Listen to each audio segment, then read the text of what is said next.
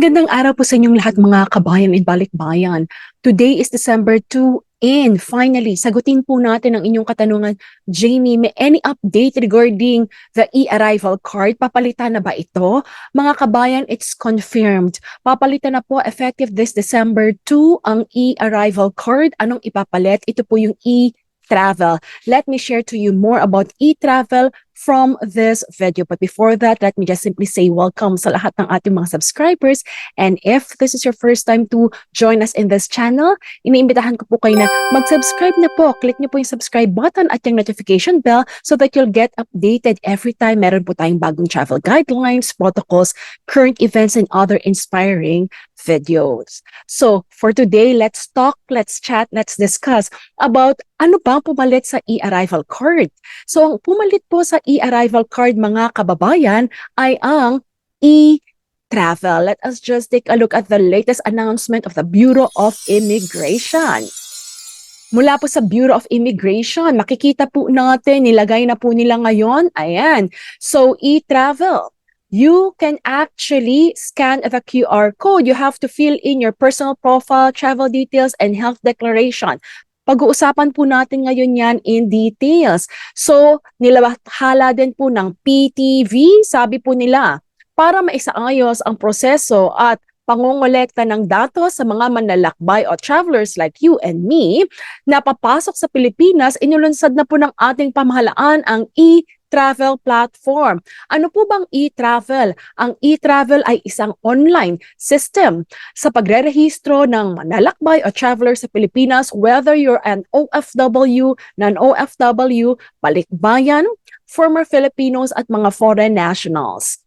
Simula ngayong Biyernes, December 2, ang Health Declaration Checklist ng Department of Health, Bureau of Quarantine ay maaari na pong ma-access sa pamamagitan ng e-travel.gov.ph or ang mga pasahero po namang gumagamit ng www.onehealthpass.com.ph ay i-redirect po sa bagong domain ng e-travel. Sa December 5, ang lumang domain ng One Health Pass ay hindi na po accessible sa publiko. So sa ngayon, ma-access pa po natin yung One Health Pass tapos i-redirect na lang po sa e-travel.gov.ph. Pero later on, diretso na po by December 5 sa e-travel.gov.ph. Puntahan pa po muna natin ang onehealthpass.com. Kung makikita nyo po, eto, beginning 001 hours of December 2. So kanina po yun.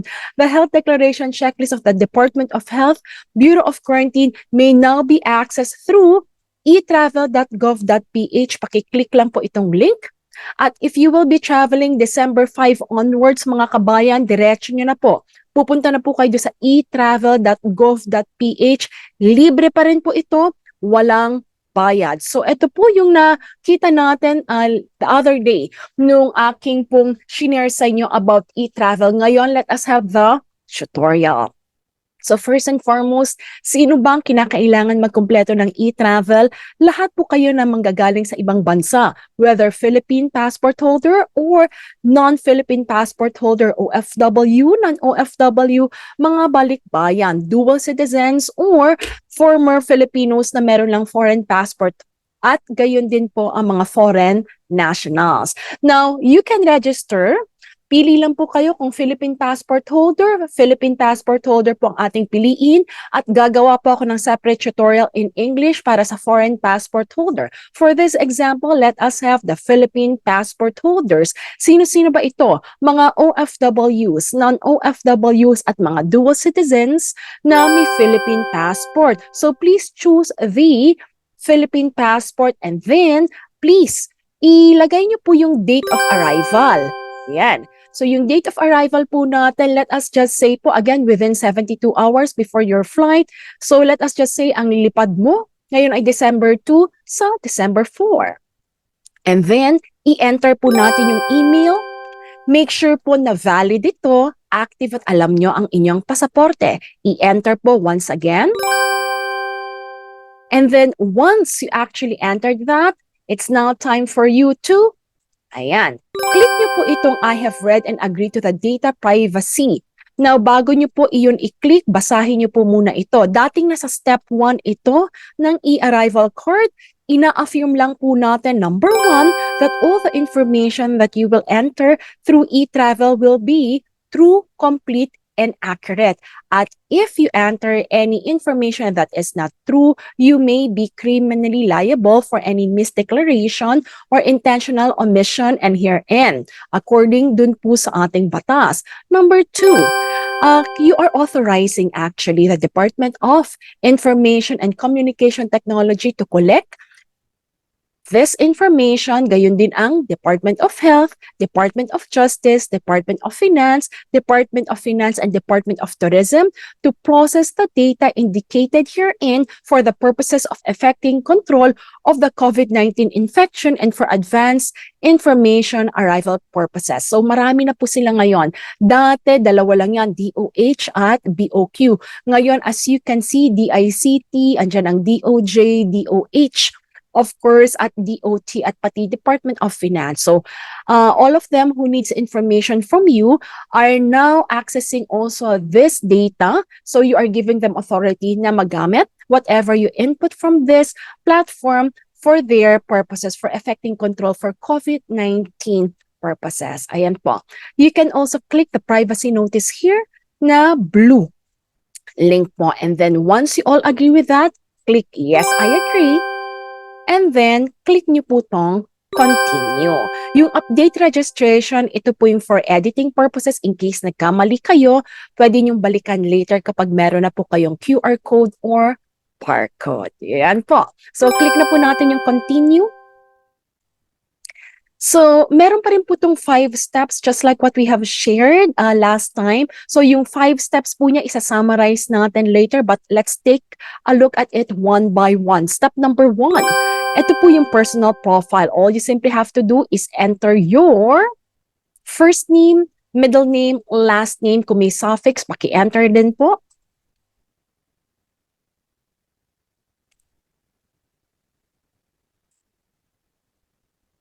And then passport number. And then after that, yung inyong gender, yung birth date, make sure that the year is correct. Yung citizenship, ang maganda po dito yung Filipino nasa pinakataas na. So you can just simply choose that. And if you have other nationality, especially for the foreign passport holders, then just type the first letter. Usually, lalabas na po yung mga bansa or nationality. Country of birth, ang Philippines po, nasa unahan na rin. And then occupation, you can just choose from the drop-down at ayan po. So, ayan, marami siya. So, seafarer, student, worker, hinahanap po yung others. If we still have that others still there, just in case wala po dito yung inyong profession, ayan, you can choose others.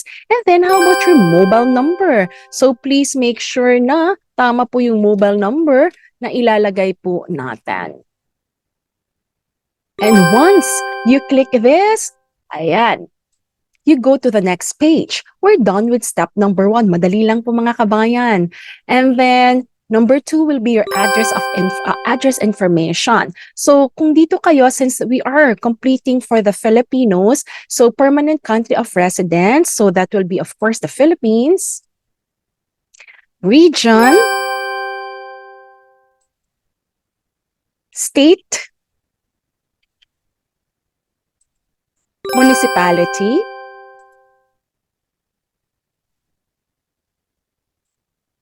barangay, house number, if any. Kung wala pong house number, just leave it blank. Lagay nyo lang po yung subdivision po ninyo. Kasi there are times meron talagang ganun. And then the next address line. Then tapos na po. That is how fast it is mga kabayan. Then click next. And then travel details. Please make sure, be very careful. If you need to have your flight itinerary and passport with you, please make sure that you have that. So yung pinaka-flight itinerary, pinaka-importante, country of origin, saan ka manggagaling bansa? So kung ikaw ay galing sa United, for example, Kingdom, then pakilagay lang po, United Kingdom.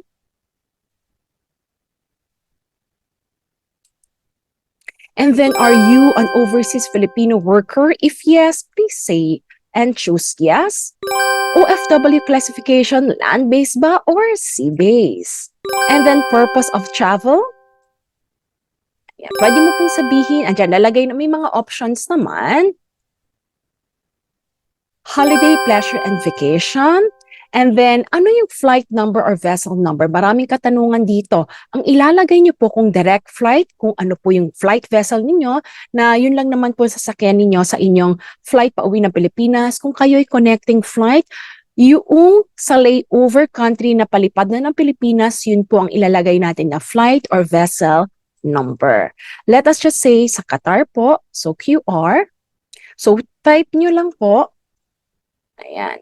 So automatically po, makakapture yan ng system and then they will automatically transfer it doon sa next nating kumaga line. Yung seat and bed number, leave it blank, optional naman to. Yung name of the airline or vessel, buti kinorek na nila yung Qatar. Ayan, Qatar Airways, so correct na siya. And then airport, saan ka ba? Sa Ninoy ba? International Airport. So pili lang tayo. Ninoy International Airport. T1, and then traveler type. And that's it mga kabayan, kompleto na and we're done with the travel details. Next one po mga kabayan, ito po yung step number 4, health declaration. So kung kayo po ay fully vaccinated, pakilagay lang po yung detalye, kailan po kayo nabakunahan. Make sure the date is correct. Anong brand ito? And then, kung nakabakunahan ka rin ng second time, pakiclick lang vaccinated for second dose, yes. Kung no, then just click no. Ayan, ibig sabihin fully vaccinated ka na. Year again. And then,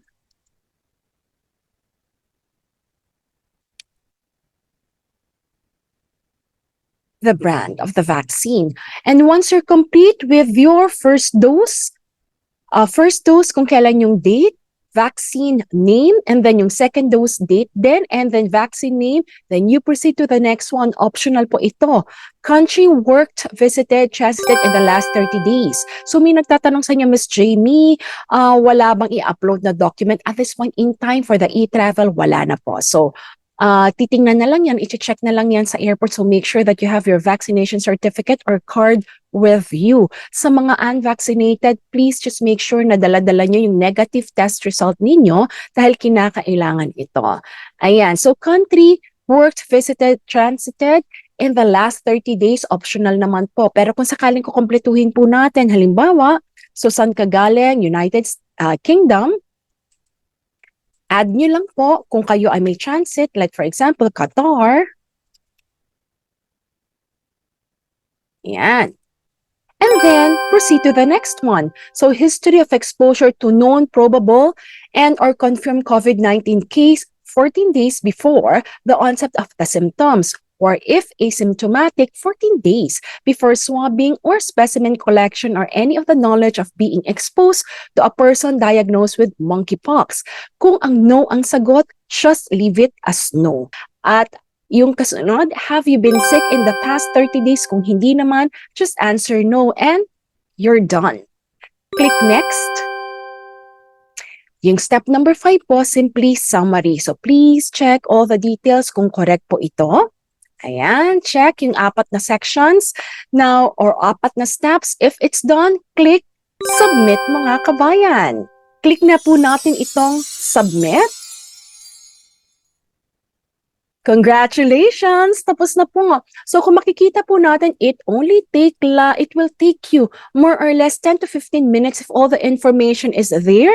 And at the same time po, ay hindi nagloloko ang internet at mabilis naman po siya. So this is what you will have. This is what we call the e-travel QR code. Usually for unvaccinated, you may receive a barcode.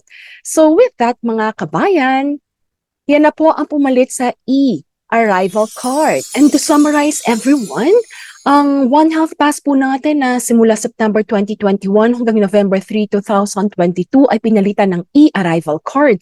last November 4, 2022 at ang e-arrival card ay nagtagal lang po hanggang kahapon, December 1, 2022. Today, official start na po as per our authorities ng December 2, 2022. Ang gagamitin na po natin lahat ng mga travelers entering the Philippines will become the e-travel. Philippine passport holders at non-Philippine passport holders or foreign passport holders.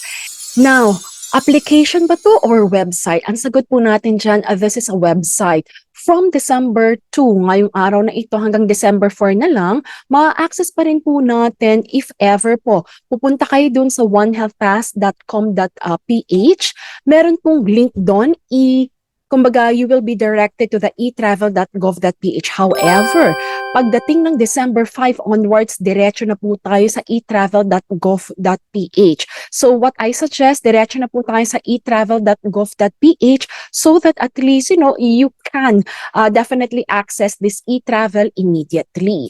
So, upon registering, please take note of what I have shared to you earlier so that you can be guided accordingly. So there are only 5 steps. Step number 1 will be your personal profile. Step number 2 will be your address information. And then step number 3 will be your travel details. And step number 4 will be your health declaration. Lastly, please do not forget, always check all the information through the summary before you click submit. And once you submit that, everyone, and you followed all these steps, if you are fully vaccinated, you can actually get your QR code. And then, of course, for the unvaccinated, you will get your e-travel barcode, and you definitely have to do the manual verification upon arrival in the Philippines. So, may pinakaiba ba? When it comes to e-travel and e-arrival, all the information seems to be similar lang po. It's just the sequencing that are different at yung itsura po niya ay iba din. At yung mga tao or departments, mga sangay ng gobyerno na makakakuha ng information, nadagdagan na po sila. Hindi lang dalawa, ngayon they are like 5 or plus po na mga sangay na gobyerno. So with that, ang QR code or barcode na makukuha ninyo, pwede nyo i-screenshot, pwede nyo ring i-download sa phone ninyo, or kaya i-check sa email po ninyo. So we have 3 ways now with this new e-travel. So muli, mga kabayan, should you have some more questions about this, please let me know. Unang-una, who needs to complete this? Kinakailangan po lahat ng mga travelers, all ages, Filipinos, non-Filipinos, or foreign nationals, from infant hanggang elderly, mga magulang at guardians will be the one to complete for the young ones or mga minors natin. When do you have to complete this? Within 72 hours before your flight. Maari na pong magkumpleto nito prior boarding or maari naman pagdating sa Pilipinas sa airport. Bago pa rin po kayo pumasok sa actual country po natin, before you can pass through the immigration, this is still mandatorily required. Pero may option na kayo whether to complete yung e-arrival either prior boarding or upon arrival in the Philippines.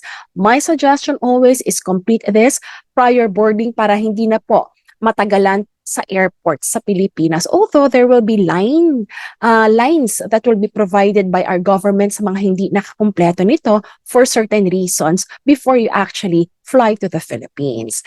Now, what else? So, lahat po kinakailangan magkumpleto. Kinakailangan ba ng documents for uploading? Hindi na. Walang uploading of documents, but please bring all your medical as well as travel documents with you, your vaccination card or certificate dahil i-check po ito upon arrival sa airport. Ayan.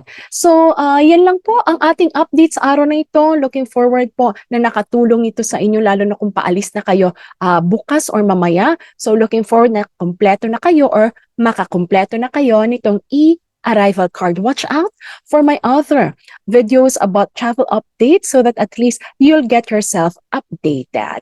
Muli po ako si Jamey Iris, ang inyong Talk TV show host na nagsasabi, saan man po tayong dako ng mundo, taas noo, tayo po ay mga Filipino. If you find this video helpful and informative, please click like and I'm inviting you to subscribe to my channel. At sa lahat ng mga pauwi sa Pilipinas, have a pleasant flight. Kung may mga katanungan pa po kayo, iwan nyo lang po sa ating comment box at we will try to do our best na masagot ito. At the same time, sa lahat ng mga nasa bahay, Stay safe, stay healthy. May God bless you all, and thank you for watching my video. See you in my next video.